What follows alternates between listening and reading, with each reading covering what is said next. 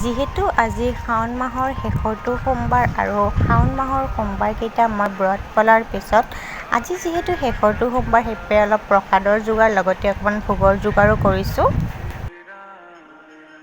এটা পাত্ৰত মই গাখীৰখিনি গৰম হ'বলৈ দিছোঁ আৰু এতিয়া দিছোঁ দুখিলা তেজপাত ফালি দিছোঁ, লগতে এয়া দিছোঁ ইলাইচি আৰু এইখিনি অকণমান থেতালি দিছোঁ। লগতে এয়া হৈছে ঘৰুৱা জহা চাউল, এইখিনি মই প্ৰায় আধা ঘণ্টামান তিয়াই থৈছিলোঁ। তাৰপিছত এইখিনি মই দি দিছোঁ আৰু এইখিনি ধুনীয়াকৈ লৰাই থাকিম। আৰু এতিয়া মই ইয়াতে দিলোঁ কাজুখিনি মই টুকুৰা কৰি দিছোঁ, এটা মানে গোটাকৈ দিয়া নাই। আৰু এতিয়া মই সোৱাদ অনুসৰি দি দিলোঁ ইয়াতে চেনি, আৰু চেনি দিয়াৰ পিছত এতিয়া মই ধুনীয়াকৈ লৰাই থাকিম আৰু প্ৰায় আমাৰ ভোগখিনি ৰেডি হৈ গৈছে। আৰু ইফালে ফলা মগু, যিহেতু ফলা মগুৰ বাকলিখিনি এৰি গৈছে আৰু এইখিনি চাফা কৰোঁতে বহুত সময় লাগিছে আৰু এইখিনি চাফা কৰা হৈ গ'ল। আৰু আজি মই আপোনালোকক শৰাইখন কেনেধৰণে আগবঢ়াওঁ, কেনেধৰণে সজাওঁ আপোনালোকক দেখুৱাম বুলি ভাবিলোঁ। সেইবাবে মই প্ৰসাদকেইটা ধুনীয়াকৈ দি দিলোঁ। তাৰ ওপৰত আদা আৰু নাৰিকলখিনি মই টুকুৰা কৰি থোৱাখিনি দি দিলোঁ। তাৰ ওপৰত মই জহা চাউলে অকণমান দি দিছোঁ। তাৰপিছত এনেধৰণে কল আৰু নাৰিকলখিনি মই সজাইছোঁ, লগতে তিয়ঁহখিনিও এনেধৰণে সজাই দিছোঁ।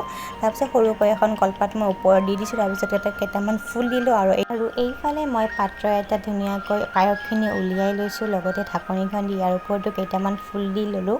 আৰু তাৰ বাবে অৰিহণা আৰু তামোল পাণৰ যোগাৰো কৰিলোঁ। আৰু এইফালে ময়ো ৰেডি হৈ ল'লোঁ, লগতে মাইনাকো ৰেডি কৰি দিলোঁ।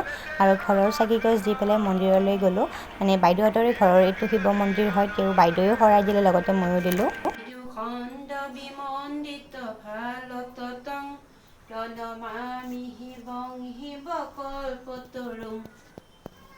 বিখৰাজনিকে তনমাদি গুৰুং গৰলাখনমাজি বিখানধৰং। এয়া খুৰীও চাকি দিছে আৰু আমাৰ পুথিখনো প্ৰায় পঢ়া শেষেই হ'বলৈ হৈছে।